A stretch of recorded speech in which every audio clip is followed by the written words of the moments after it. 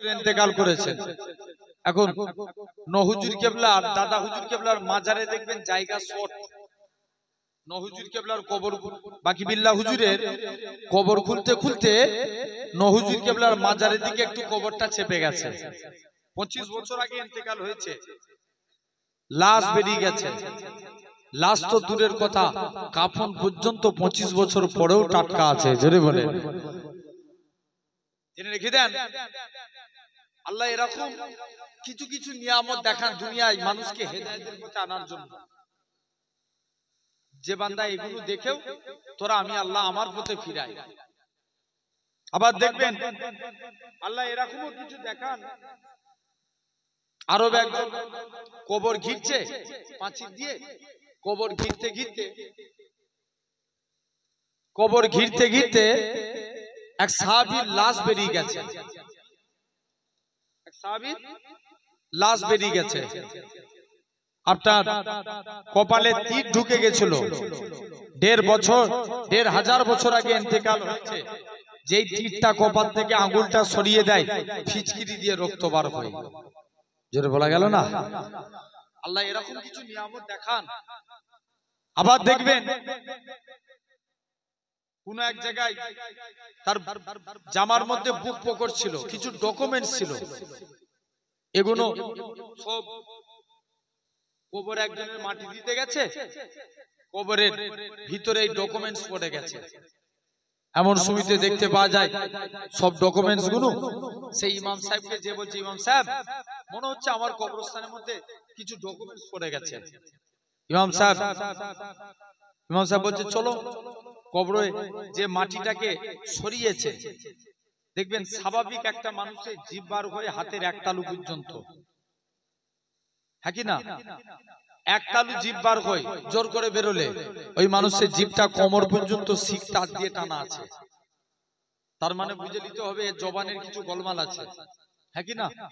নবী বলছেন মিন লিসানিহি ওয়া ইয়াদিহি, যে বান্দা হাত এবং মুখের দ্বারা অপর মানুষকে মুখ এবং হাতের দ্বারা কষ্ট দিল না, সে হলো প্রকৃত মুসলমান। জোরে বলবে না? এখন বান্দার নিশ্চয় মুখের কিছু প্রবলেম, জেনে রাখেন। এক বান্দা এরকম ভাবে কবরে দাফন করতে গেছে তাকে। আপনার এক বান্দা সাহাবী, সে দুইটা অন্যায় কাজ করতো। এক নাম্বার মদ খেত, 2 নাম্বার জিনা করত। নবীর কাছে যে বলছে হুজুর আমি একটু ভালো হতে চাই, আমাকে আমল বলুন। আল্লাহ নবী বলছে বাবা তুমি ভালো হবে, যা ওয়াদা করো মুখ দিয়ে কোনোদিন মিথ্যা কথা বলবো না। জোরে বলো মিথ্যা কথা বলবো না। এখন সাহাবী চলে গেছে বাড়ি, কাজ করতে যাচ্ছে। একদিন মদ খেয়ে নবীর দরবারে হাজির হয়েছে। নবী জিজ্ঞেস করছে বাবা তুমি মদ খেয়েছো, ওয়াদা করেছিল কি বলবো নি? মিথ্যা বলবো নি। হুজুর মদ খেয়ে ফেলেছি, কথা দিলাম জীবনে আর কোনোদিন মদ পান করবো না। আবার একদিন নবীর দরবারে এসে আল্লাহ নবী জিজ্ঞেস করছে বাবা তুমি জিনা করেছো? ইয়া রাসূলুল্লাহ হাবিবাল্লাহ জিনার কাজ হয়ে গেছে, জীবনে আর কোনোদিন জিনার কাজ করব না। মানুষটা পরিবর্তন হয়ে গেল। তাহলে আল্লাহ এরকম কিছু নিয়ামত দেখান। পাকিস্তান গুলঘাটে একটা ঘটনা ঘটেছিল। এক মহিলা, শুনছেন, এক মহিলা এরকম ভাবে তাকে দাফন, এক পথিক রাস্তা দিয়ে কবরস্থান দিয়ে হেঁটে হেঁটে যাচ্ছে। একজন আপনার কবরের ভিতর থেকে আওয়াজ শুনতে পাচ্ছে, কে আছো আমাকে বাঁচাও বাঁচাও, এরকম চিৎকার করে আওয়াজ শুনতে পাচ্ছে।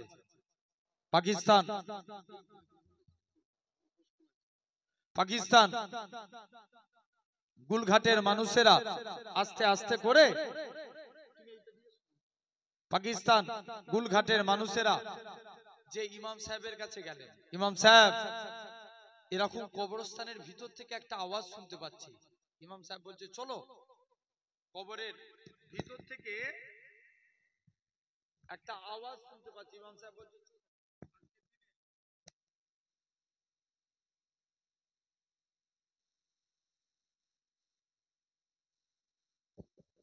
ইমাম সাহেব লক্ষ্য করলেন যে সত্যি সত্যি ইমাম সাহেব যে কবরস্থানে গেলেন, কবরস্থানে যে ইমাম সাহেব যে দেখে সত্যি কবরে এরকম আওয়াজ ভেসে আসছে, কে আছে আমাকে বাঁচাও বাঁচাও, এরকম চিৎকার দিয়ে আওয়াজ শুনতে পাচ্ছে। ইমাম সাহেব কবরের বাঁশগুলো সরিয়ে দিলেন, দেখে একটা মহিলা উলঙ্গ অবস্থায় কবরে পড়ে আছে। কে? এক মহিলা উলঙ্গ অবস্থায় কবরে পড়ে আছে। মহিলা খানার কি মন গেল, কবরস্থানে তাড়াতাড়ি করে তাকে একটা ইমাম সাহেব কাপড় দিলেন, কাপড়টা ওই মহিলা একজনের বাড়ি চলে গেলেন। ছেড়ে দাও। একজনের বাড়ি চলে গেলেন ওই মহিলা।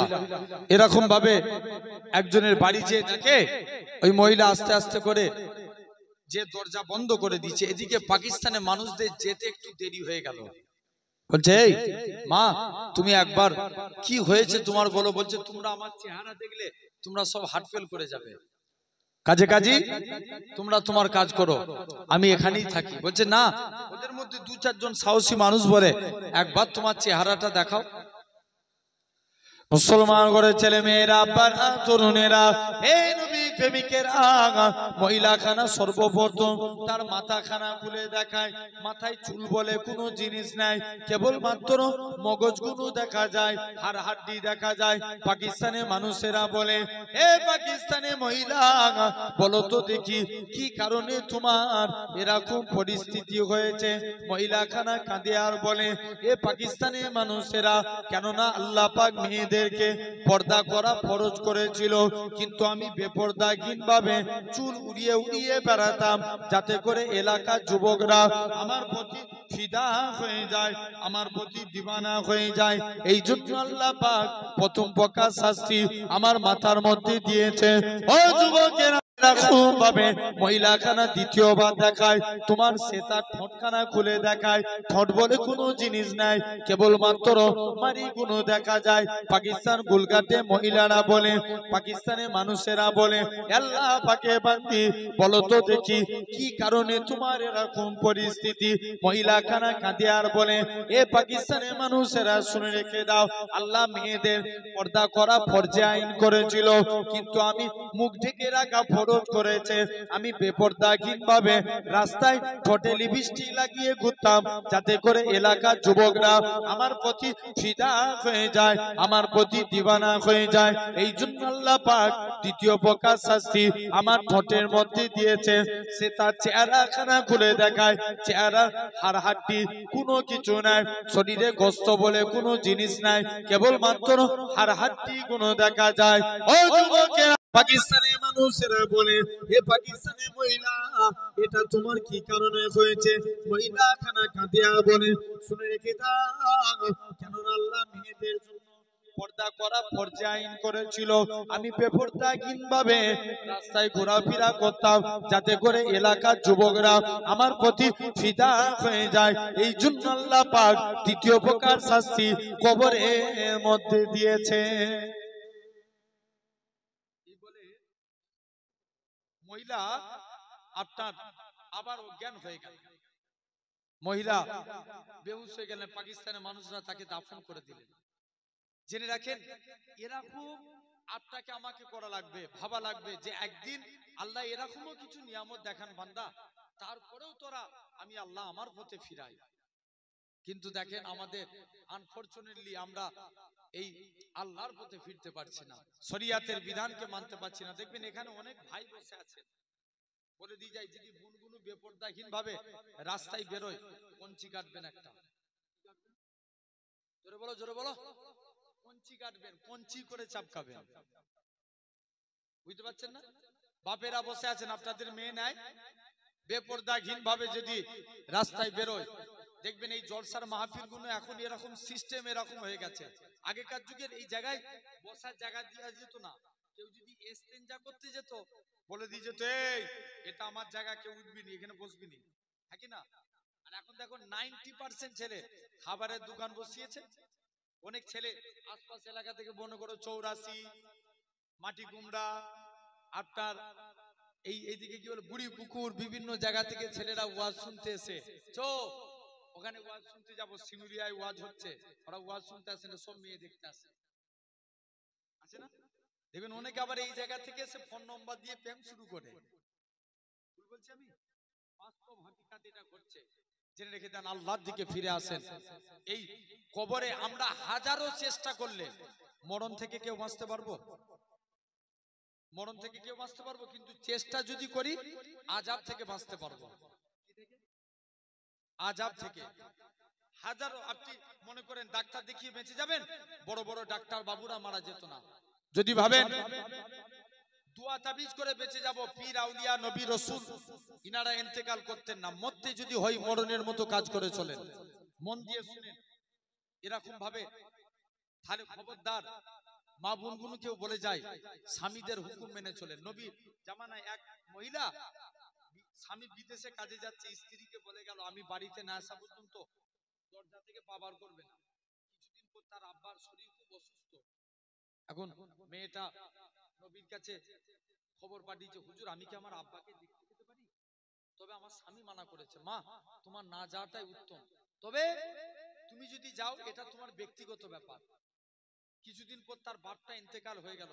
মেয়েটা আবার নবীর দরবারে খবর পাঠিয়েছে, হুজুর এবার কি আমি আমার আব্বাকে দেখতে যেতে পারি? মা, তোমার না যাওয়াটা উত্তম, তবে তুমি যদি যাও এটা তোমার ব্যাপার। মহিলা সবর করে বাড়িতে রয়ে গেলেন। কিছুদিন পর ওই মেয়েটা স্বপ্ন দেখছে তার বাপটা আল্লাহর জান্নাতি হয়ে ঘুরছে। জোরে বলে। বাপ বলে, মারে দুনিয়ার জমিনে আমার এমন কোন নেক আমল থাকে না যার ওসিলায় আমি নাজাত পেতাম, কিন্তু তোর ব্যবহারটাকে, তোর আখলাকটাকে, তোর আদবটাকে আমার আল্লাহ কবুল করে নিয়ে তুই মেয়ে, তোর ওসিলায় আমি তোর বাপকে জান্নাতি করে দিয়েছে। ভাবেন, খবরদার মানুষকে সবসময় ভালো কাজের যুক্তি দেব। ঠিক আছে, জোরে বলো, জোরে বলো। ভালো কাজে, অন্যায় কাজে যুক্তি দেবো না ভালো কাজে? এখন দেখবেন এখন হয়ে গেছে পরের ছেলে পরম আনন্দ, যত উচ্ছন্নে যাবে তত আনন্দ, হ্যাঁ কি না? এই এই নীতি করলে হবে? আপনার চোখের সামনে একজন বিড়ি খাচ্ছে, তাকে মানা করেন, আপনি সৎ যুক্তি দেন। জেনে রেখে দেন, এক ইহুদির মেয়ে ছিল, তার একটা আপনার তার বাপ তার জন্য বিয়ে ঠিক করেছে। বাপ বলে, মারে দুনিয়ায় আমার এমন কোন নেক আমল নাই যার ওসিলা আমি নাজাত পেতাম, কিন্তু তোর ব্যবহার যা, আজকের দিনে তুই কি চাস? মা, আমি তোর জন্য একটা বিয়ে ঠিক করেছি। বলছে, আব্বা আমাকে একটা দিন সময় দিতে হবে। একদিন। বাপের কাইদে একদিন সময় নিয়ে চলে গেছে। বলছে, আমি যার কাইদি যাই সেই আমাকে খারাপ যুক্তি দেয়, তবে নবী কন্যা ফাতেমার কাছে গেলে ফাতেমা কখনো আমায় খারাপ যুক্তি দেয় না। জোরে বলে। ফাতেমার কাছে চলে গেল, যাই যে দেখি ফাতেমা কি যুক্তি দেয়।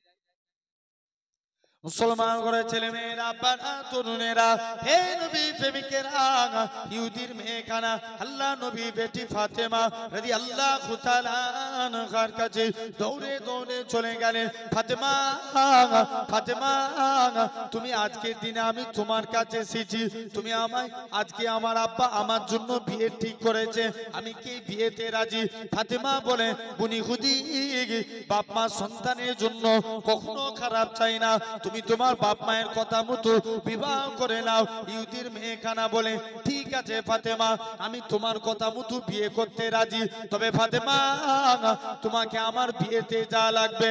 ফাতেমা বলে, না না না না, এটা মানা যাবে না। ফাতেমা বলে, কেন বলো?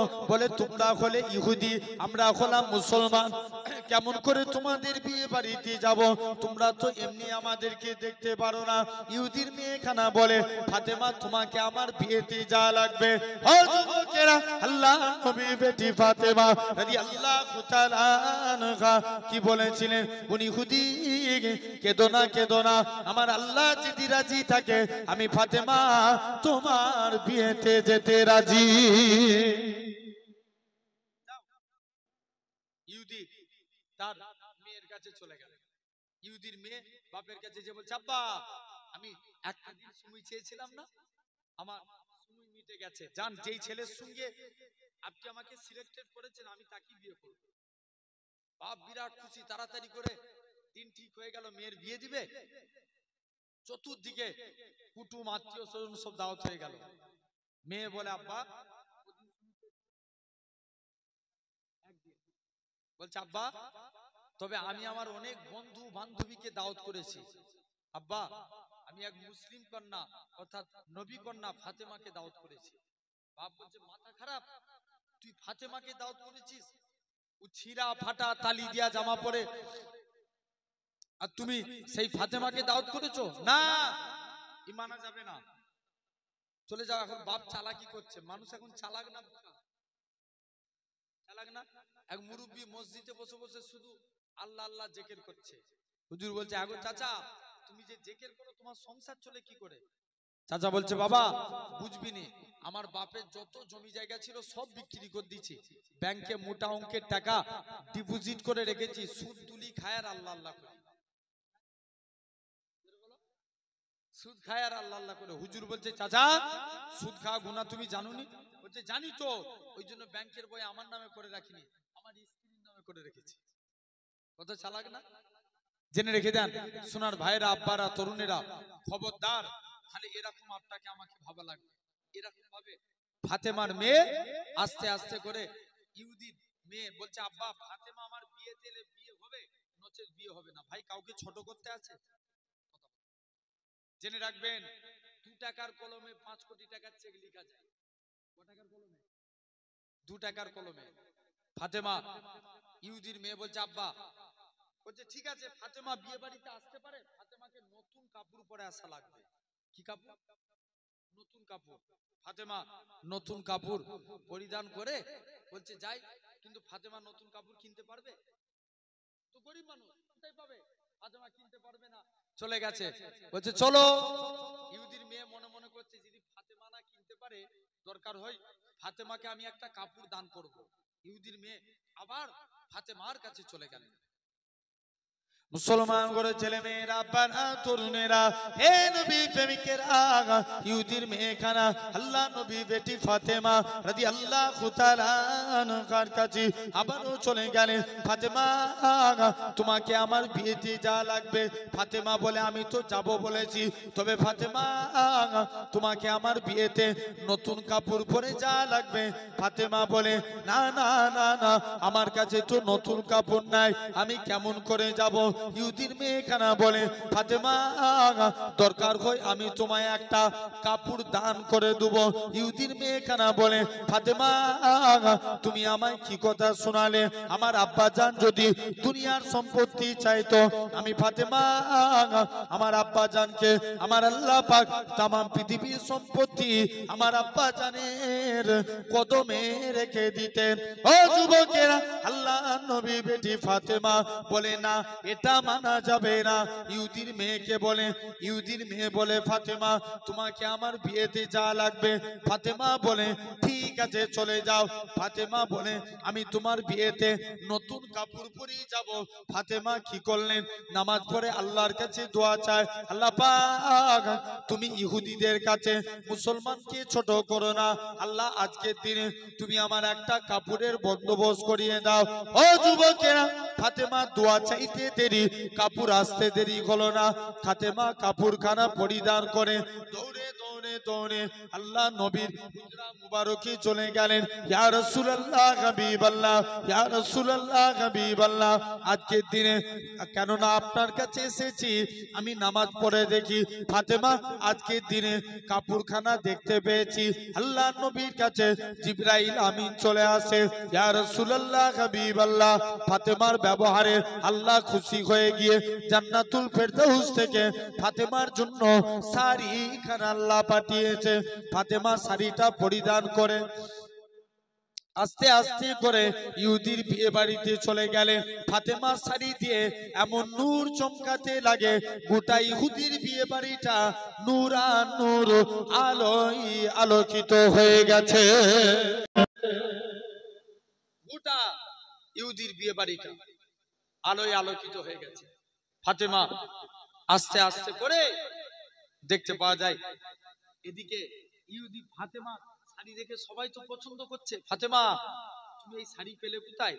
ফাতেমা বলছে হাজারো চেষ্টা করলে এই শাড়ি পাবি, কোথায় গেলে এই শাড়ি পাবো? ফাতেমা বলছে তোমরা কলেমা পড়ো, একসঙ্গে কলেমা পড়ে মুসলমান হও, যদি মুসলমান হতে পারো, আমি ফাতেমা আমার থেকে দামি দামি শাড়ি পাবে। একসঙ্গে 400 ইহুদির মেয়ে ফাতেমার হাতে হাত দিয়ে কালেমা পড়ে মুসলমান হয়ে গেল। তাহলে আল্লাহ এরকম কিছু কবরে নিয়ামত দেখান। ভালোর দিকটাও বললাম, খারাপের দিকটাও বললাম, জানেন? তাহলে আমরা হাজারো চেষ্টা করলে বাঁচতে, এই মাথা নাড়ালে হবে না, জোরে কথা বলতে হবে, বলো। হাজারো চেষ্টা করলে বাঁচতে পারবো না, কিন্তু আমরা চেষ্টা করলে আযাব থেকে বাঁচতে পারবো। একবার কি চিন্তা করে দেখেছেন? রাত্রে শুয়ে শুয়ে ভাববেন, সন্ধে তো ওয়াজ সকাল সকাল শেষ হয়ে যাবে, রাত্রে শুয়ে শুয়ে ভাববেন, ফিল আপনি নিজের মধ্যে ফিল করুন, মানে চিন্তা ফিকির করা। মানুষের কলব পরিবর্তন হয়। আল্লাহ রাসূল বলছেন মানুষের কলব 3 প্রকার, কলবে সালিম, কলবে মরিজ, কলবে মাইয়িত। সালিম মানে সুস্থ অন্তর, মরিজ মানে অসুস্থ অন্তর, মাইয়িত মানে মৃত অন্তর। আপনি আর এই অসুস্থ অন্তরকে সুস্থ করতে গেলে 4টে কাজ করা লাগে।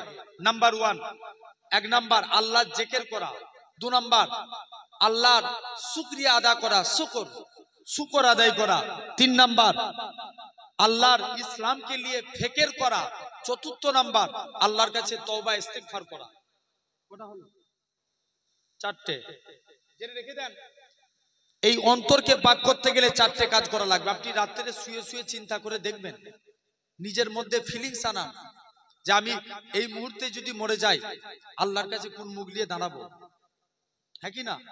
এখনো 55-60 বছর বয়স হয়ে গেছে, এখনো দাড়ি কেটে কেটে ঘুরছি, সব লজ্জা নাই। বুঝতে পারছেন না? আমাদের ওই সাইডে একটা ঘটনা ঘটেছিল, এক লোকের 55-60 বছর বয়স, দাড়ি কেটে কেটে, এখন বৃহস্পতিবারের রাত, কালকে হবে, এই বৃহস্পতিবারের রাত দাড়ি কেটে বাড়ি গেছে। কারণ স্ত্রীটা একটু নামাজি মুসল্লি ছিল। স্ত্রী বলছে, স্বামী তুমি এই বুড়ো বয়সে এখনো দাড়ি কাটছো, তুমি মরণকে ভয় করোনি? তুমি কি মরণকে ভয় করবে না? তোমার কি মরণ হবে না? এখন স্বামী ইয়ার কি করি হোক আর রাগ দেখি হোক, স্ত্রীকে বলেছে, আমিও তো মরণ টরণকে ভয় করি। ওই রাত্রের কথা, ছেলে মাঠে ট্রাক্টর চালায়, ট্রাক্টর চালিয়ে বাড়ি ফিরেছে। ছেলে বলছে, আব্বা শুয়েছিল, আমি আসতে উঠলো, ঘুম থেকে উঠে আব্বা আমি খাচ্ছিলাম, বসেছিল, বলে আমি ইস্তেঞ্জা করতে যাব। যেই ইস্তেঞ্জা করে উঠেছে, বাবারে মারে বলে এসে দরজা লাগিয়ে দিয়েছে। এখন যেই দরজা লাগিয়ে দিয়েছে, ছেলের স্ত্রী এসে জিজ্ঞেস করছে কি হলো? বলছে আমাকে কেউ ধরতে এসছে। মানে অলরেডি সে তত্তর করে ঘামতে শুরু করে দিয়েছে। দেখবেন মানুষের ঘাম হয় 2টো কারণে, হয় প্রেসার হাই হয়ে গেলে, আর নালে ডাউন লো হয়ে গেলে। মানে অলরেডি ও আজরাইল ফারিস্তাকে দেখে ফেলেছে। 2 থেকে 3 মিনিট গেল না, বান্দাটা মারা গেল। জানবেন এই মরণ প্রতিটা মানুষের হবে। যারা নেককার হবে তাদের রূহ দিয়ে সোনার খুশবু ছড়াতে থাকবে। তার জন্য তার বাপের সম্মান হবে, এলাকার গ্রামবাসীর মানুষের সম্মান হতে থাকবে। তার রূহকে সোনার পালকি করে ধরাধরি করে 7 তবক আসমান, সেখান থেকে জান্নাতি করা হবে। যারা বদকার হবে, বেঈমান হবে, এদেরও রূহকে কষ্ট দিয়ে নিয়ে যাবে, এত কষ্ট দিয়ে নিয়ে যাবে 7 তবক আসমান, সেখান থেকে জাহান্নামী করা হবে। আল্লাহ নবী বলছেন, বলুন তো বাপ, আমাদের হাত ভেঙে গেছে, কষ্ট কম না বেশি? অনেক কষ্ট না? আপনি বেঁচে আছেন, চোখে একটা রড ঢুকে গেছে, কষ্ট কম না? অনেক বেশি। আমি পশ্চিম মেদিনীপুর কৃষ্ণপুরের দিকে এক জায়গায় আপনার দাওতে গেছি, ওখানে ছেলেরা বলছে, ভাইজান চলেন একটু গায়ে ফুঁক দিয়ে দিবেন, একজনের ক্যান্সার রোগ হয়েছে। তো যে দেখি যে জায়গাটায় ক্যান্সার রোগ হয়েছে, ওর ওই জায়গায় পুকা হয়ে গেছে, পুকা। কষ্ট কম না বেশি? জানবেন দুনিয়ার কষ্ট থেকে মরণের কষ্ট অনেক বেশি। বান্দাকে কবরে বান্দা ইন্তেকাল হয়ে যাবে, বান্দাকে তো তাই কবরবাসী বলে, তোরা আমাকে এত টিপে টিপে সাবান ঘষিস নি, এই একটু আগে আজরাইল ফারিস্তা আমার জান কব্জ করে নিয়ে গেছে, গোটা শরীর টাঁটিয়ে গেছে। আল্লাহ রাসূল বলছেন, আপনি 1 কোটি টাকা খরচা করে ঘর করেছেন, সব আপনাকে মাইকে ঘোষণা দিয়ে দিল, কালকে জোহরবাদ, অমুকে জানাজা, আর রাখবে ঘরে? আপনি 1 কোটি টাকা খরচা করেছেন ঘর করতে, আপনাকে বাড়ির বাইরে বার করে দিল। বান্দাকে খাটিয়ায় করে কবরস্থানের দিকে নিয়ে চলে যাবে। মুসলমান করে ছেলে মেয়েরা, বানা তরুণেরা, এ নবী প্রেমিকেরা, যারা বদকার হবে, যারা বেঈমান হবে, এলাকার মানুষদের বলবে, এ আমার আত্মীয় স্বজনেরা, তোমরা আমার লাশটাকে কোথায় রেখে দিয়ে চলে গেলে? এরা খুব ভাবে কোথায় নিয়ে যাচ্ছ, আমাকে এত তাড়াতাড়ি কবরস্থানের দিকে নিয়ে যেও না। যারা বদকার হবে জোর করে কাঁদবে আর বলবে, এ আমার আত্মীয় স্বজনেরা, তোমরা আমার লাশটাকে এত তাড়াতাড়ি কবরস্থানের দিকে নিয়ে যেও না। ও যুবকেরা, ও নবীর প্রেমিকেরা, এরা খুব ভাবে আস্তে আস্তে করে বান্দাকে কবরের দিকে নিয়ে যাবে। এরা খুব ভাবে তোমার জামাই, তোমার নাতি, তোমার ছেলে, তোমার পোতা সবাই মিলে তোমাকে খাটিয়া কাঁধে করে নিয়ে যাবে। একজনই কাঁধ চেঞ্জ করবে, আর একবার আরেকজন কাঁধে নিবে। এরা খুব ভাবে তারা তসবিহ পড়তে পড়তে তোমাকে কবরের দিকে নিয়ে যাবে। আশহাদু আল্লা ইলাহা ইল্লাল্লাহ ওয়া আশহাদু আন্না মুহাম্মাদান আবদুহু ওয়া রাসূলুহু, এরকম তাসবিহ পড়তে পড়তে নিয়ে যাবে। কবরবাসী বদকার বান্দা কাঁদবে, এ আমার আত্মীয় স্বজনেরা, তোমরা আমায় কবরে নিয়ে যেও না। ও যুবকেরা, যারা ইমানদার হবে এলাকার মানুষদের বলবে, এ আমার আত্মীয় স্বজনেরা, কেননা তোমরা আমাকে তাড়াতাড়ি করে কবরস্থানের দিকে নিয়ে চলো, কেননা আমি আমার কবরের মধ্যে আল্লাহর দয়ার জান্নাত দেখতে পাই। যারা ইমানদার হবে এরকম আওয়াজ করে বলবে, চল কবরে নিয়ে চল। বান্দাকে আস্তে আস্তে করে কবরস্থানের দিকে, কবরে 41 পা মুরাদ এসেছে। ভাই বলুন তো, এখানে এতগুলো লাইট জ্বলছে, 3 3 6টা টিউব লাইট এতগুলো জ্বলছে, হঠাৎ করে একসঙ্গে যদি সবকটা লাইট বন্ধ হয়, এটা কি হবে? অন্ধকার হয়ে যাবে না? আমেরিকা একটা টুরিস্ট জায়গা আছে আমেরিকায়, ডার্কনেস মানে একদম প্রচুর, মাটি থেকে 3000 ফুট নিচে অনেক জায়গায় ঘুরতে যায়, অন্ধকার জায়গা। সেই জায়গাটা বলছে পৃথিবীর সব থেকে বেশি অন্ধকার। আপনি মনে করুন এখানে এতগুলো লাইট জ্বলছে, একসঙ্গে বন্ধ হয়ে গেলে কত অন্ধকার লাগে জানবেন? দুনিয়ার অন্ধকারের থেকে কবর 70 গুণ বেশি অন্ধকার। বান্দাকে কবরস্থ করে রেখে দিয়ে চলে আসবে। মুসলমান ঘরের ছেলে মেয়েরা, বানা তরুণেরা, 41 পা মুরাদ এসেছে। বান্দাকে কবর থেকে তুলে বসানো হবে। কেউ ক্যান্সার রোগে মারা গেছিল, তার রোগ ভালো হয়ে যাবে। কেউ প্যারালাইসিস হয়ে মারা গেছে, তার রোগ ভালো হয়ে যাবে। এরা খুব ভাবে বান্দাকে কবরস্থ করা হবে। ও যুবকেরা, এরা খুব ভাবে কবরবাসী উঠে দাঁড়াতে যাবে। কবরে সে বুঝতে পেরে যাবে আমি কবরে চলে এসেছি। আত্মীয় স্বজন ছেলে পুলের নাম ধরে ধরে ডাকবে, তোরা আমায় কোথায় রেখে দিয়ে চলে গেলি? কবরবাসী কবরে মুনকার নাকির ফেরেশতা আসার আগে প্রতিটা বান্দা বান্দি কবরে হযরতে রুমান আলাইহিস সালাম আসবে, বান্দাকে তুলে বসাবে। হে দুনিয়ার জমিনের বান্দা, আল্লাহ তোমায় 70 বছর হায়াত দিয়েছিল, আল্লাহ তোমায় 50 বছর হায়াত দিয়েছি, 30 বছর হায়াত দিয়েছি। তোমার যৌবন হালতটাকে, যুবক বয়সটাকে কোন কাজে ব্যয় করেছো? খাতা কলমে লিখো। হযরতে রুমান আলাইহিস সালাম কি নেককার বলে কি বদকার বলে, প্রতিটা বান্দা বান্দি মাথার দিক থেকে এক টুকরা কাফনের টুকরা ছিনে বলবে, এই কাফনের টুকরাটা তোমার জন্য খাতা, সাদা তাগুলটা তোমার জন্য কলম, মুখে থুতুটা তোমার জন্য কালি। বান্দা মুখ থেকে থুতু নিয়ে কালি নিয়ে সাদা তাগুলে করে কাফনের উপর লিখতে থাকবে। লিখতে লিখতে বান্দার মুখে থুতু পুড়িয়ে যাবে, তথাপিও লেখা শেষ হবে না। আমি আপনি কি বলে রেখায় পাবো, এটা আপনার আমার গলায় ঝুলিয়ে দিয়ে চলে যাবে। যারা নেককার নেকির কাজ করে যাবে এদের তো কোনো বেলা নাই। যারা অন্যায় করবে আল্লাহ আফসোস করে বলবে, ওরে আমার বান্দা রে, তোদেরকে হেদায়েতের পথে আনার জন্য আমি আল্লাহ পাক যুগে যুগে কত আমার নবী রাসূল পাঠিয়েছি রে বান্দা, তারপরেও তোরা এত অন্যায় করেছিস। বান্দা ভেবেছি দুনিয়ায় মিথ্যা কথা বলে পার হয়ে গেছি, আল্লাহর কাছেও মিথ্যা কথা বলে পার হয়ে যাব। আল্লাহ নামাজ পড়েছিলাম তোমার ফারিস্তারা লিখে নে, রোজা রেখেছিলাম তোমার ফারিস্তারা লিখে নে। আমার আল্লাহ জানাবে বান্দা সিজদা দে, বান্দা খানা সিজদা দেওয়ার জন্য তৈরি হয়ে যাবে।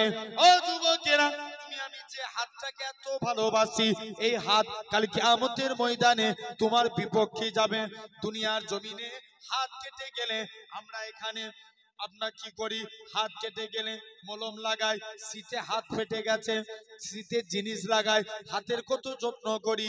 পা ভেঙে গেছে, তুমি 20,000 টাকা খরচা করে পায়ে অপারেশন করছো যাতে করে আমি পা চলতে পারবো না। তুমি পাকেও কত ভালোবাসো, চোখে ফুকা পড়ে গেছে, তাড়াতাড়ি করে ফুকাটাকে তুমি ফেলে দিচ্ছ। এ দুনিয়ার মানুষেরা কাল কিয়ামতের ময়দানে এই অঙ্গ প্রত্যঙ্গ তোমার আমার বিরুদ্ধে সাক্ষী দিবে।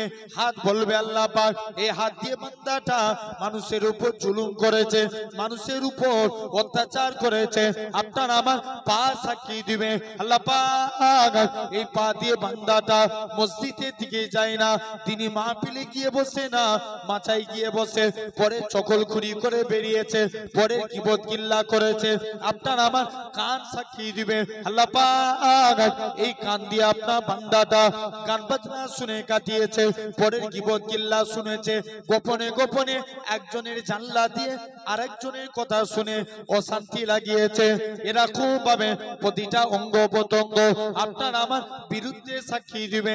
আমার আল্লাহ জানাবে, ওই আমার ফেরেশতারা চলে যাও চলে যাও, আমার বান্দাটাকে জাহান্নামে দাও, বান্দাটাকে জাহান্নামের দিকে নিয়ে যাবে। বান্দা কানা জোর করে কাঁদবে, আল্লাহ পাকের ফেরেশতারা আমাকে একটুখানি সময় দাও, আল্লাহর সঙ্গে দুটো কথা বলে আসি। ফেরেশতারা আল্লাহ বান্দাকে সময় দিয়ে দিবে, বান্দা কানা ঝরঝর করে কাঁদবে। আল্লাহ পাক দুনিয়ার জমিনে নামাজ পড়েনি ঠিকই কথা, রোজা রাখেনি ঠিকই কথা, তবে আল্লাহ আপনি নাকি কোরআন পাকে ইরশাদ করেছেন, ওমাইয়া তাকাল আলাল্লাহকে ফাহুয়া হাসবু, যে বান্দা নাকি আল্লাহ আপনার উপরে ভরসা করে আপনি তার জন্য যথেষ্ট হয়ে যান। আল্লাহ পাক আমি আপনার গুনাহগার বান্দা, আমি আপনার পাপী বান্দা, আল্লাহ আপনার উপরে ভরসা করে রইলাম। ও যুবকেরা জানাবে, ও আমার বান্দা চলে যাও চলে যাও, আমি আল্লাহ জানিয়ে দিলাম, তোকে মাফ করে দিলাম। বান্দা 7 তাকবীর, তুমি সত্য কথা বলেছো, চলে যাও বান্দা, আমি আল্লাহ কি পারি না।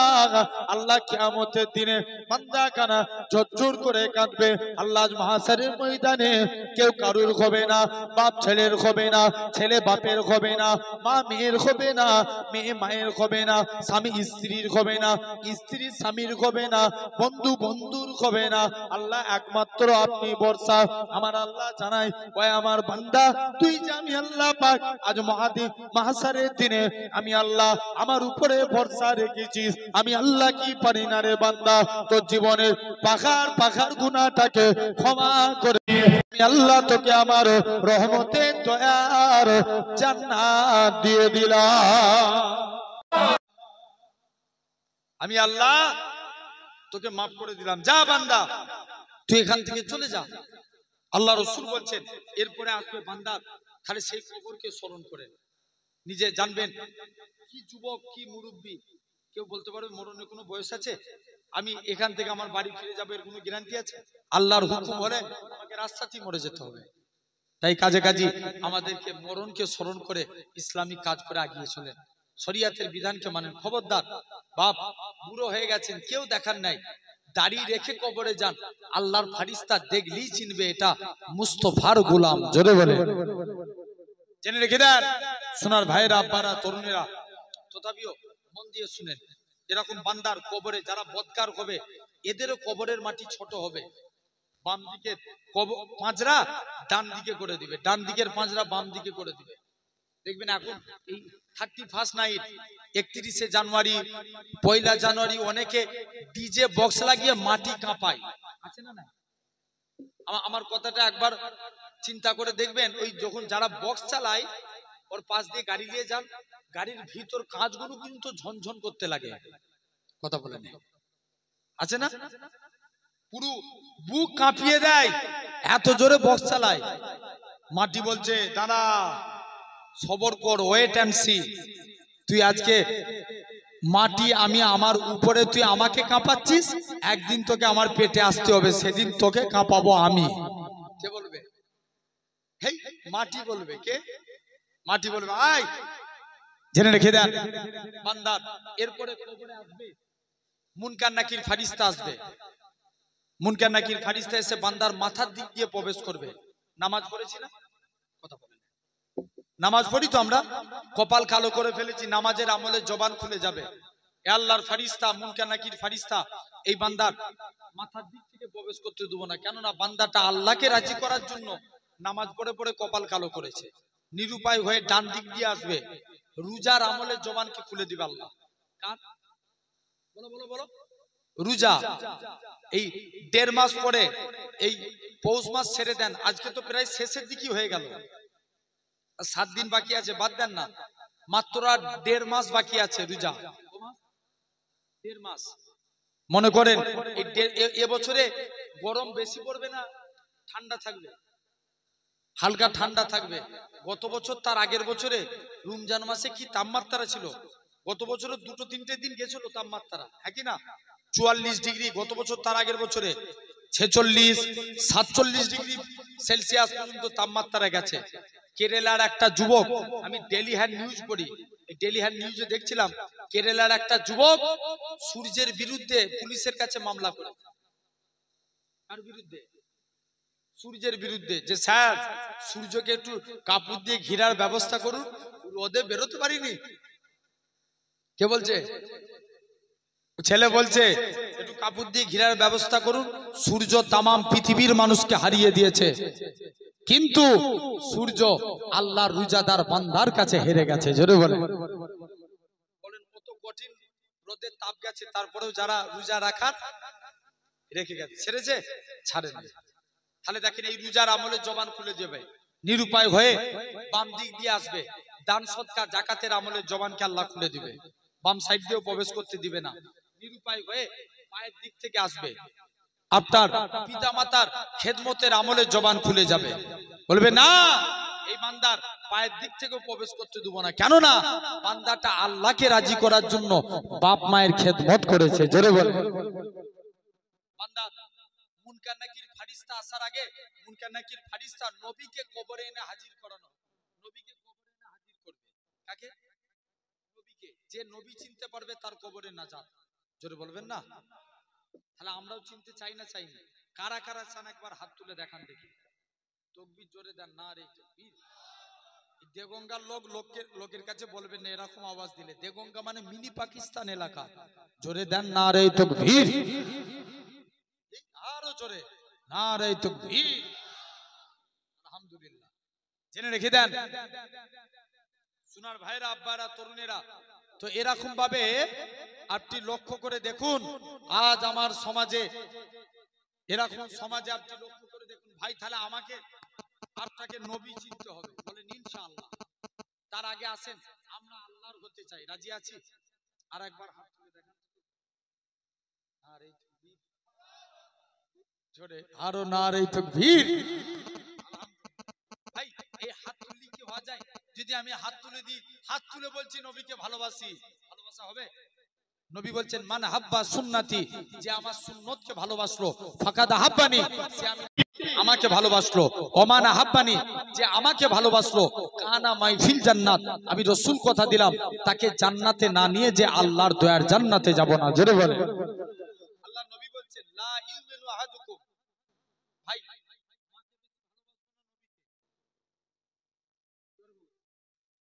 মায়ের থেকেও বেশি নবীর ভালোবাসা। লা ইউমিনু আহাদুকুম, তোমরা ততক্ষণ পর্যন্ত প্রকৃত মুমিন হতে পারবে না, হাত্তা আকুনা হাব্বা ইলাইহি, যতক্ষণ পর্যন্ত আমি তোমাদের কাছে ফেভারিট না হই, প্রিয় না হই, মিউ বলে দেখি তোমাদের মা বাপ ওয়ালা দেখি তোমাদের সন্তান সন্ততি অন্নাসে আজমাইন, সর্বাপেক্ষা আমি রাসূল যদি প্রিয় না হই। জেনে রেখে দেন। তাহলে আজ ভাবা লাগবে সমস্ত কিছুর থেকে নবীকে বেশি ভালোবাসতে হবে। কেউ যদি নবীর বিরুদ্ধে কথা বলে, দেখবেন সমাজে এখন অনেকে ফেসবুকে পোস্ট করে, আছে না? উল্টো পাল্টা নবীকে নিয়ে পোস্ট করে দেয়। আমি রিসেন্ট কিছুদিন আগে মহীশূরে দাওয়াতে গেছিলাম, ব্যাঙ্গালোর। ওখানে দেখবেন একটা বিরাট দশেরা বলে পুজো হয়। ওখানের একজন বলছে যে এই ডান দিকে আবু বকর আর বাম দিকে নবী, এই দশেরার দিন আমরা পুরাবো, কার কি করার আছে দেখলে।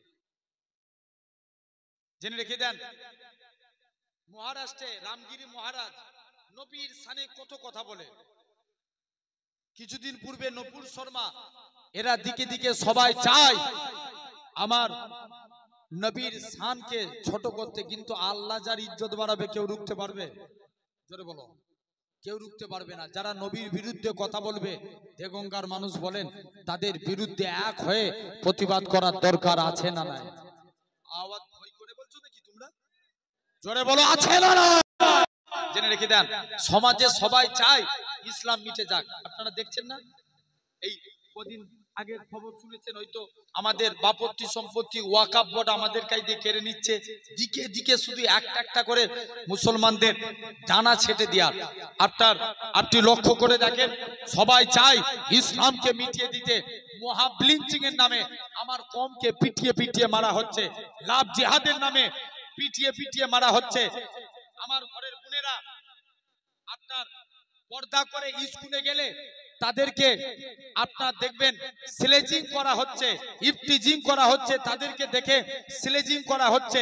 শুধু তাই নয়, দিকে দিকে দেখেন এই সরকার পরিচালনা করে একটা ইন্টেলিজেন্ট ব্যান্ড আছে, এরা সরকারকে পরিচালনা করে প্ল্যান মাফিক মসজিদে মসজিদে অ্যাটাক করছে। বলো, দেখবেন আগেকার যুগে হিন্দুরা সবাই নয়, অনেক হিন্দু ভালো আছে। আগেকার যুগে হিন্দু ভাইরা তারা মন্দিরে দেবতা খুঁজতে যেত, আর এখন কোথায় খুঁজতে যাচ্ছে? মসজিদের তলায়। দেখছেন না? জেনে রেখে দেন, দিকে দিকে এরকম মসজিদ গুলোকে অ্যাটাক করা হচ্ছে।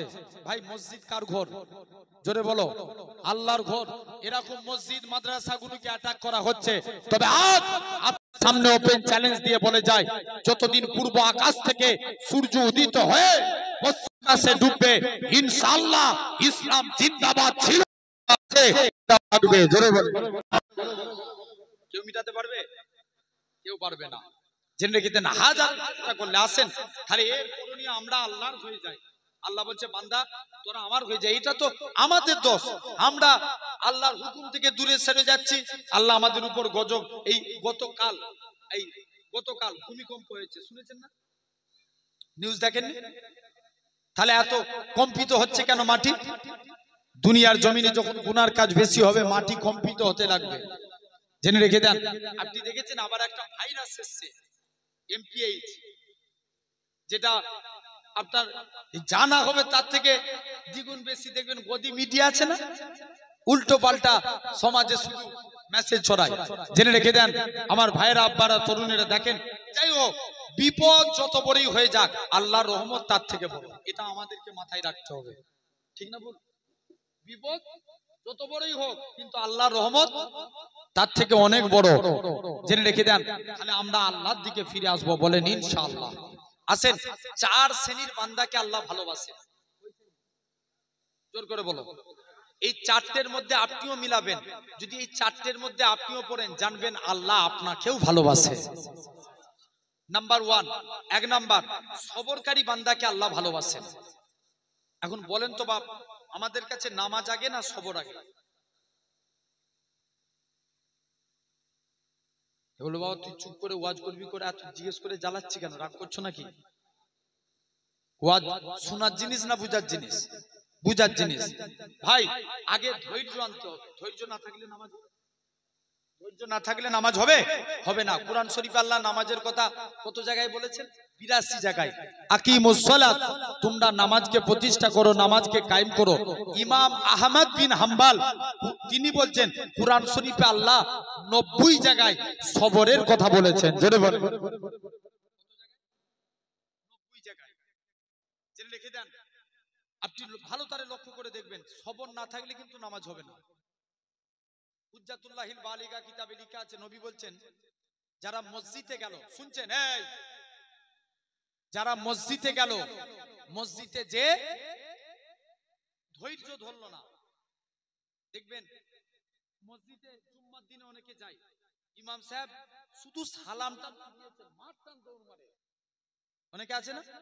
নবী বলছে, যারা মসজিদে যে সবর করলো না, আল্লাহ বলছে ফারিস্তারা লেখ, যারা মসজিদে যে সবর করে না, এরা সব মুনাফিক। আর যারা মসজিদে যে সবর করলো, আলহামদুলিল্লাহ, আল্লাহ আমি পৃথিবীর শ্রেষ্ঠ জায়গায় এসে বসে আছি। আল্লাহ বলছে ফারিস্তারা লেখ, এরা আমার মুমিন বান্দা। জোরে বলে মুমিন বান্দা। আসেন, মসজিদের কত সম্মান। আমরা প্রবেশ করি ডান পা দিয়ে, দেখবেন ডান পা দিয়ে আপনি মসজিদে প্রবেশ করবেন, আল্লাহ আপনাকে গুনাহ নিয়ে মসজিদে ঢুকতে দিবেন না। তাই মসজিদ মুখ হন, বলেন ইনশাআল্লাহ। হবেন তো? মসজিদে ডান পা দিয়ে প্রবেশ করবেন, দেখবেন আমরা এই বাদ পড়া কাপড় জামা কি করি না, পরিষ্কার করবো কেন? ওই তো নোংরা জামা পরিষ্কার করি, যেগুলো বাদ দিয়ে দিই। ধরেন মনে করেন আমি এই জ্যাকেটটা 10 বছর পরছি, আর পরতে ভালো লাগে না, ছিঁড়ে গেছে, তখন কি করেন? বাদ দিয়ে দেন। একটা দেখবেন আগেকার যুগে হতো না পুডলি, বুঝেন তো, মানে কাপড়ের একটা বড়, কাপড়ের ভিতরে অনেক কাপড় বেঁধে রাখে, এটাকে কি বলা হয় আপনার এলাকায়? কি বলে? পুডলি বলে। জেনে রেখে দেন, এই আল্লাহর বান্দাদের মসজিদের সম্মানে, মসজিদের খাতিরে আল্লাহ বান্দাদের গুনাহ নিয়ে মসজিদে ঢুকতে দেয় না, মসজিদের বাইরে রাখে। বান্দা যখন তওবা করে আল্লাহর কাছে ফিরে আসে, আল্লাহ ইচ্ছা করলে তাদের পূর্বের সমস্ত গুনাহগুলিকে আল্লাহ মাফ করে দিতে পারে। জেনে রেখে দেন, নবীরা সাহাবী ছিলেন, তাহলে আমরাও নামাজকে খাঁটি ভাবে পড়বো, বলেন ইনশাআল্লাহ। নবী বলছেন সেরেক দুই প্রকার। কয় প্রকার? দুই প্রকার। একটা হচ্ছে শিরকে আকবার, একটা শিরকে আসগার। আকবার মানে বড়, আসগার মানে ছোট। আকবার মানে বড়, আর আসগার মানে ছোট। বড় শিরক কোনটা? যেটা আল্লাহ ব্যতীত অন্য কাউকে সিজদা দেয়া। এই কপাল কার জন্য? জোরে বলেন। আল্লাহর জন্য। যদি এটা আল্লাহ ব্যতীত অন্য কাউকে দেয়া হয় তাহলে কি হবে? বড় শিরক। কি শিরক? বড় শিরক, যার মাপ নাই। আর জেনে রাখবেন, শিরকে আসগার মানে লোক দেখানো কাজ, রিয়া করা। তামবিয়াহুল গাফিলিন কিতাব আমি পড়ছিলাম, নবী বলছে আমার উম্মতরা বেশি পথভ্রষ্ট হবে এই রিয়া করার ব্যাপারে।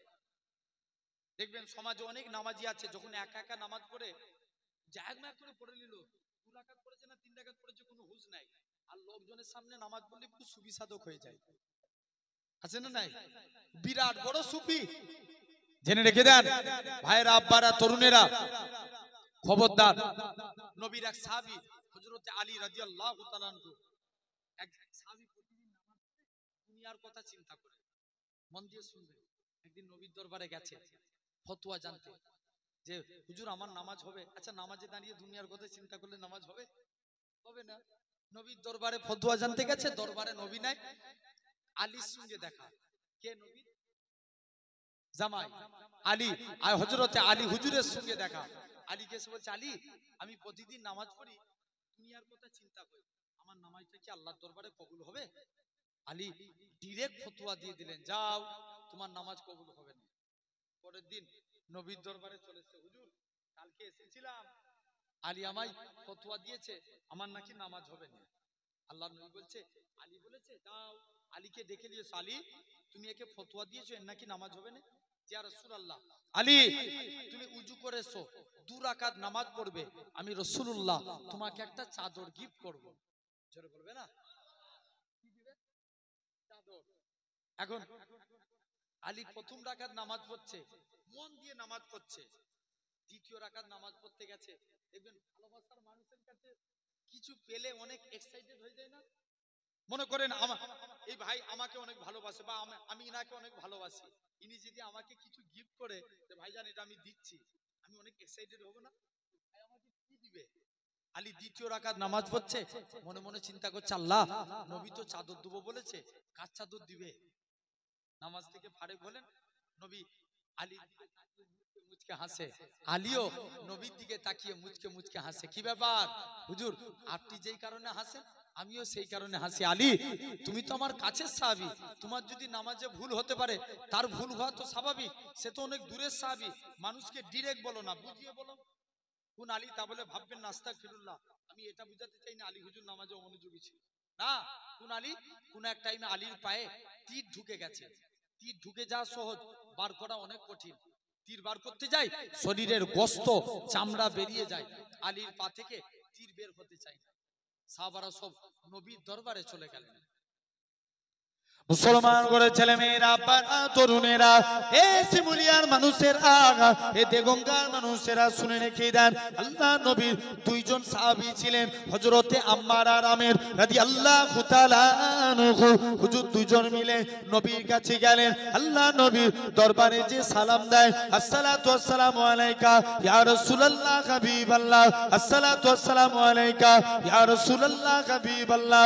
আল্লাহ নবী সালামের উত্তর দিলেন, ও বাবা আম্মার আর আমের তোমরা কি জন্য সালাম দাও ইয়া রাসূলুল্লাহ হাবিবাল্লাহ। হুজুর বেয়াদবি মাফ করেন, আমি আম্মার আর আমের আমরা দুজন মিলে জিহাদের ময়দানে যেতে চাই। আল্লাহ নবী তাদের দুইজনকে অনুমতি দিয়ে দিলেন। হযরতে আম্মার আর আমের দুজন মিলে জিহাদের ময়দানে চলে গেলেন। হযরতে আম্মার বলেন, আম্মার জিহাদের ময়দানে গার্ড দিয়ে দাঁড়িয়ে আছে। আমের মনে মনে করে আল্লাহ পাক আম্মার তো গার্ড দিয়ে দাঁড়িয়ে আছে আর আমি ঘুমিয়ে ঘুমিয়ে কাটাবো, না না না না এটা মানা যাবে না। হযরতে আমের কি করলেন, আম্মার দাঁড়িয়ে আছেন, শত্রুদের গার্ড দিয়ে দাঁড়িয়ে আছেন। আমের বলে আমি ঘুমিয়ে ঘুমিয়ে কাটাবো না, নামাজে দাঁড়িয়ে গেলেন। কাফেরদের তীর এসে আমের ডান পায়ে বিদ্ধ হলো। আমের নামাজ ছাড়ে না, পিছন দিক দিয়ে আম্মার বলে ভাই আমের রে নামাজ ছেড়ে দাও, মক্কার কাফেররা নালে তীর মেরে মেরে তোমাকে শেষ করে দিবে। আর একটা তীর এসে গেতে যায়, আমের নামাজ ছাড়ে না।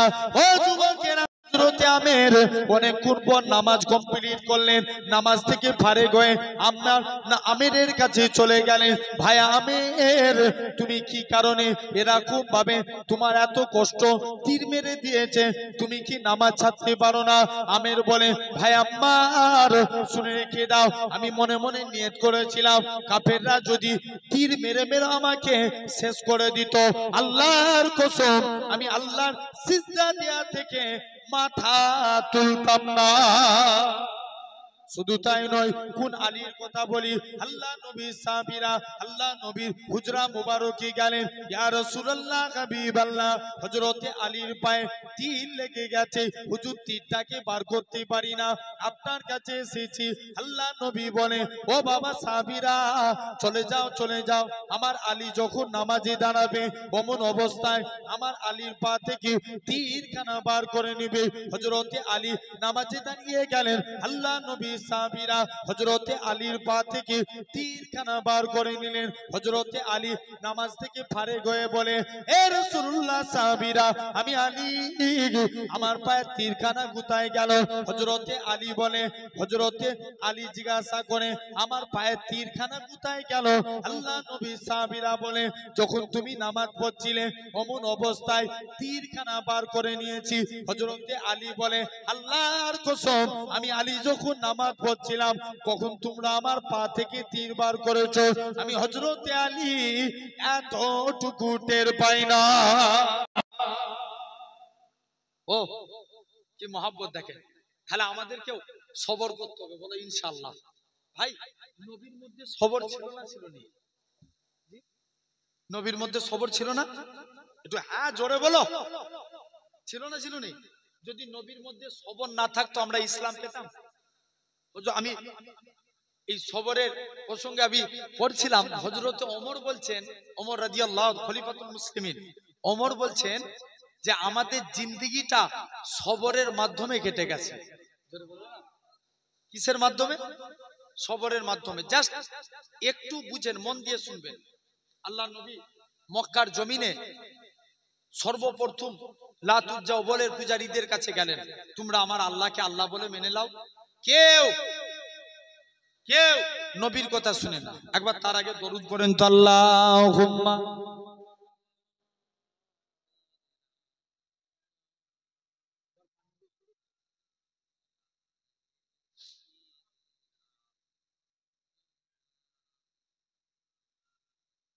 रब को देखा है मेरे नबी ने और किसी ने भी देखा नहीं है।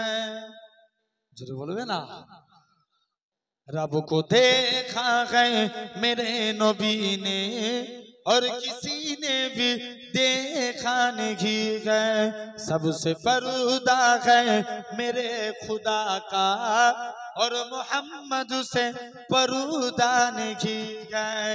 लाए इमाम उमर जब नबी पाक बोले आका के कदमों में जाकर, लाए इमाम उमर जब नबी पाक बोले आका के कदमों में जाकर, मिल गया है मुझे कमली वाला अब जमाने की परवान की घर। रब को देखा है मेरे नबी ने और किसी ने भी देखा नहीं है। देखती अगर जुलेखा नबी को हुस्न यूसुफ पे हर किसी न मरोती। भाई जुलेखा যদি আমার নবীকে দেখতো 100% ইউসুফের প্রেমে পড়তো না। কার প্রেমে? ইউসুফ নবীর প্রেমে। देखती अगर जुलेखा नबी को हुस्न यूसुफ पे हर किसी न मरोती। मेरे प्यारे नबी जैसा जलवा हुस्न यूसुफ ने पाया नहीं है। रब को देखा है मेरे नबी ने और किसी ने भी देखा नहीं है। सबसे पर्दा है मेरे खुदा का और मोहम्मद से पर्दा नहीं है। आपके जैसा अबू तक जगह में मुस्तफा कोई आया नहीं है। आपके जैसा अबू तक जगह में मुस्तफा कोई आया नहीं है। आए भी कैसे जब के खुदा ने कोई दूजा बनाया नहीं है। जो बोलबे ना रब को देखा है मेरे नबी ने और किसी ने भी देखा नहीं है। सबसे पर्दा है मेरे खुदा का और मोहम्मद से पर्दा नहीं है। अल्लाहुम्मा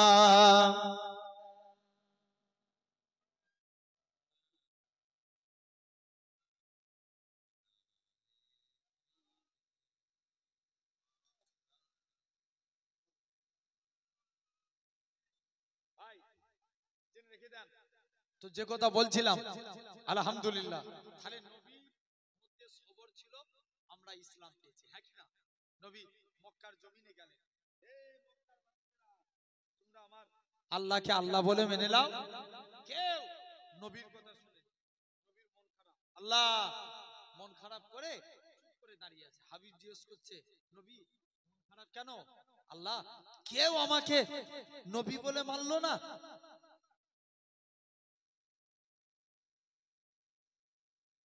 मुसलमान घरे छेले मेरा बाना तरुणेरा ए नबी प्रेमिकेरा अल्लाह नबी আমার আল্লাহ জানিয়ে দেয় হে আমার হাবিব কেউ আপনাকে নবী বলে মানলো না মানলো এতে আমি আল্লাহ আমার কোনো যায় আসে না। কেন না আজকের দিনে কেউ আপনাকে নবী বলে মানলো না মানলো এতে আমি আল্লাহ আমার কোনো যায় আসে না। কেন না আমি আল্লাহ তো আপনাকে নবী বলে মেনে নিয়েছি। আল্লাহ নবী সর্বপ্রথম আবু বকরের কাছে গেলেন, ও বাবা যে আবু বকর তুমি কি আমি নবী আমার হাতে হাত দিয়ে কলেমা পড়বে? হযরতে আবু বকর বলেছিলেন ইয়া রাসূলুল্লাহ হাবিবাল্লাহ হুজুর আপনার হাতখানা বাড়িয়ে দেন, আজকের দিনে আমি ঈমানে কালেমা পড়ে মুসলমান হয়ে গেলাম। আবু বকর মুসলমান হয়েছে বলে এটা আমি পড়েছি মুজমায়ে ওয়াজ শরীফ কিতাব থেকে। মক্কার কাফেররা আবু বকরকে এত মারা মেরেছিল, গোটা শরীরখানা আবু বকরের শরীরখানা টপ টপ টপ টপ করে রক্ত গড়িয়ে গড়িয়ে আল্লাহর জমিনায় গড়িয়ে যায়।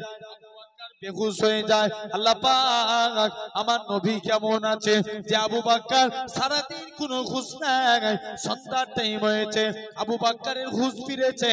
আল্লাহ আমার নবী কেমন আছে, মায়ের করে বর দিয়ে আল্লাহ নবী হুজরা মুবারকি গেলেন। ইয়া রাসূলুল্লাহ হাবিবাল্লাহ, আমার রাসূলুল্লাহকে দেখার সাথে সাথে আবু বকরের শরীরের আমার আল্লাহ পাক নিবারণ করিয়ে দিয়েছিলেন। শুধু তাই নয়, কোন আবু বকরের কথা বলি আমার রাসূলুল্লাহ, কোন আবু বকরের কথা বলি আমার রাসূলুল্লাহ আবু বকরকে সাথে নিয়ে মানুষেরা, এই শিমুলিয়ার মানুষেরা, তাই আপনাদেরও বলে যায় খবরদার খবরদার নবী নবী নবী নবী করেন, কেননা আল্লাহ নবী নবী করেছে হুর গালিমান, নবী নবী করেছে হযরতে আবু বকর সিদ্দিকী, নবী নবী করেছে ফারিস্তারা, নবী নবী করেছে এরকম ভাবে হযরতে আবু বকর সিদ্দিকী নবী নবী করেছে, হযরতে ওমর নবী নবী করেছে, হযরতে উসমান নবী নবী করেছে, হযরতে আলী নবী নবী করেছে, হযরতে খাব্বাব নবী নবী করেছে, হযরতে মুসাইব নবী নবী করেছে, হযরতে হানজালা নবী নবী করেছে, হযরতে আবু দারদা নবী নবী করেছে। এই দুনিয়ার মানুষেরা হযরতে বিলাল নবী নবী করেছে। এদিকে দেখেন আপনার কি বলেন, চার ইমামের এক ইমাম, ইমামে আজম আবু হানিফা নবী নবী করেছে, ইমাম মালিক নবী নবী করেছে, ইমাম আহমদ বিন হাম্বল নবী নবী করেছে, ইমাম শাফি নবী নবী করেছে। এদিকে দেখেন ইমাম বুখারী নবী নবী করেছে, ইমাম মুসলিম নবী নবী করেছে, আল্লাহ পাকের ওলি সুফিয়ানে সাউরি নবী নবী করেছে। এরকম ভাবে আল্লামা জুনাইদ বাগদাদি নবী নবী করেছে, আল্লামা হাজার আসকালানি নবী নবী করেছে, হযরতে আব্দুল কাদের জিলানী নবী নবী করেছে, খাজা গরিবে নওয়াজ নবী নবী করেছে। আপনার আমার পীর মোর্শেদ মুজাদ্দিদ পীর আবু বকর সিদ্দিকী নবী নবী করেছে, বড় হুজুর নবী নবী করেছে, মেজলা হুজুর নবী নবী করেছে, সেজ হুজুর নবী নবী করেছে, নোয়া হুজুর নবী নবী করেছে, ছোট হুজুর নবী নবী করেছে, বসিরাতে আল্লামা হুজুর নবী নবী করেছে, বাকুল শরীফের সুফি আব্দুল মুমিন সাহেব নবী নবী করেছে, পিয়ারডাঙ্গা শরীফের আহমদুল্লাহ সাহেব নবী নবী করেছে, বিনগর জমিনে আমার নানাজি নবী নবী করেছে। এই দেখুন মানুষেরা, তাই আপনাদেরও বলে যায় নবী নবী নবী নবী করে আমার আল্লাহ দিবে। ওই আমার বান্দারে, যারা নবী নবী করেছিল এদের নামগুলোকে সিলেক্টেড করে নাও, কাল কিয়ামত ময়দানে নবীন সিদ্দিকিন সুহাদা সলিহিনদের কাতারে একে আমি আল্লাহ তাআলা আমার রহমতের দয়ার জান্নাত দিয়ে দেব। শুধু তাই নয়, আল্লাহ নবী আবু বকরকে সাথে নিয়ে মদিনা চলে গেলেন। প্রতিমধ্যে পেলেন আবু বকর, প্রতিমধ্যে একটা পাহাড় ছিল, যে পাহাড়টার নাম জাবলে সুর, 3000 ফুট উঁচু। আবু বকর মনে মনে করে আল্লাহ পাক এই পাহাড়ে আমার নবীকে তুলবো, আমার নবীর কত কষ্ট হয়ে যাবে, না না না না, এটা মানা যাবে না। আবু বকর আমার রাসূলুল্লাহকে নিজের কাঁধে তুলে নিলেন, 3000 পাটা আমার রাসূলুল্লাহকে কাঁধে করে তুলেছিলেন। মানুষেরা, তাই আপনাদেরও বলে যায় কোন আবু বকরের কথা বলি আমার রাসূলুল্লাহ আবু বকর আল্লাহ নবী একবার ডান দিকে যায়, বাম দিকে যায়, সামনে যায়, পিছনে যায়। আল্লাহ নবী বলে, ও বাবা যে আবু বকর, তুমি কেন এরকম কাজ করো, একবার ডান দিক বাম দিক সামনে পিছন দিক কেন করো? হযরতে আবু বকর বলেছিলেন, ইয়া রাসূলুল্লাহ হাবিবাল্লাহ, চতুর্দিকে আপনার দুশমনে ভরা, কেউ যদি আপনাকে লক্ষ্য করে তীর ছুঁড়ে ছুঁড়ে মারে, আমি আবু বকর আমায় লেগে যাবে, হুজুর আমি মারা যাব, এতে কোনো যায় আসে না। আমি আবু বকর আমার গোটা শরীরটাকে আপনার ঢাল বানাবার জন্য। ও যুবকেরা, নবী আবু বকরকে সাথে নিয়ে মদিনা চলে গেলেন। মদিনা সেদিন তারা খাজুর গাছের উপরে ওঠে, সেদিন তারা পড়েছিল তারাল বাদরু আলাইনা মিন সানিয়াতিল বিদাই ওয়াজাবা শুকরু আলাইনা মাদা লিল্লাহি দাই। ও যুবকেরা, আল্লাহ নবী মদিনায় চলে গেলেন। মদিনার যুবকেরা, আল্লাহ কি গোল করে ঘিরাও করে নিল। আল্লাহ নবী মদিনায় যে সবর করলেন, মদিনায় থাকলেন। নবী আমার মদিনা থেকে 1400 সাহাবী নিয়ে নবী আমার মক্কার দিকে চলে গেলেন। আল্লাহ নবী কাবাকে পরিষ্কার করলেন। নবী আমার হযরতে বিলালকে কাবার ছাদে তুলে দিলেন। এ বিলাল কাবার ছাদে উঠে যাও, কাবার ছাদে যে আযান দাও। হযরতে বলতে লাগি, ইয়া রাসূলুল্লাহ হাবিবাল্লাহ, চতুর্দিকে আপনার দুশমনে ভরা, কেউ যদি আপনাকে লক্ষ্য করে করে তীর ছুঁড়ে ছুঁড়ে মারে, আমি বিলাল হুজুর আজকের দিনে হুজুর আমাকে ছাতে তুলে দিয়েছেন, আমি কোন দিকে ফিরে সালাম দেব? আমার রাসূলুল্লাহ কি বলেছিলেন? এ হযরতে বিলাল, তুমি কি আমি নবী আমায় দেখতে পাচ্ছ না? আমার দিকে ফিরে আযান দাও। আমার রাসূলুল্লাহ আল্লাহ পাক কাবা বানিয়েছে। কাকে? নবীকে।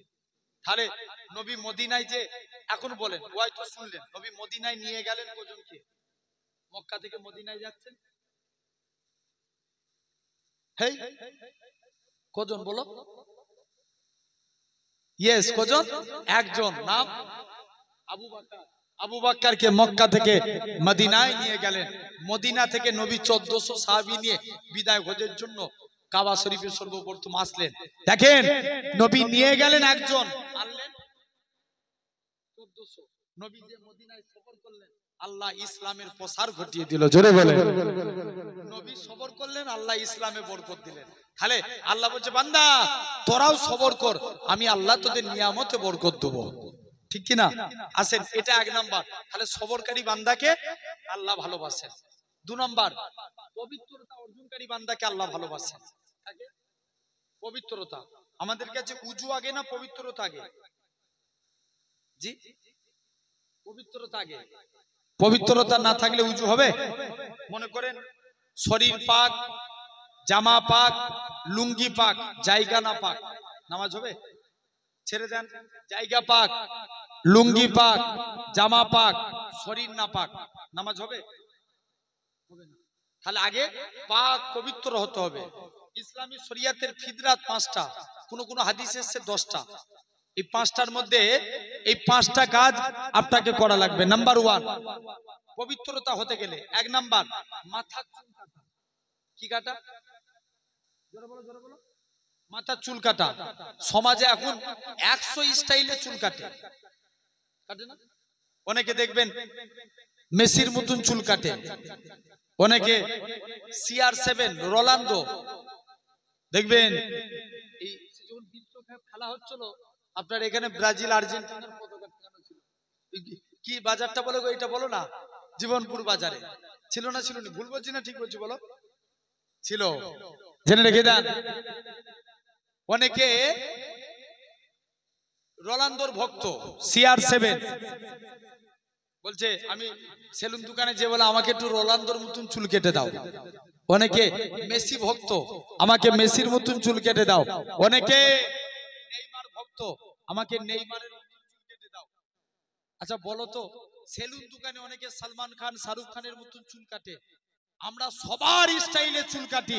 সেলুন দোকানে যে একবারও বলেছি, সেলুনওয়ালা ভাই আমার চুলটা একটু নবীর মতন করে কেটে দাও? কেউ বলেছি? এই বুড়ো থেকে যুবক কেউ আমরা বলিনি। নবীর স্টাইল কি? এ ধারেও ছোট, এই ধারেও ছোট, উপরেও ছোট, পিছনেও ছোট। তাহলে আমরাও নকল করব। মুসা নবীর জামানায় সামিরা বলে এক ব্যক্তি ছিল, সে মুসা নবীর নকল করত। কার? মাশাআল্লাহ, তাকবীর দেন, নারে তাকবীর। আলহামদুলিল্লাহ। একটু সকলের সম্মানার্থে উঠে দাঁড়িয়ে যান।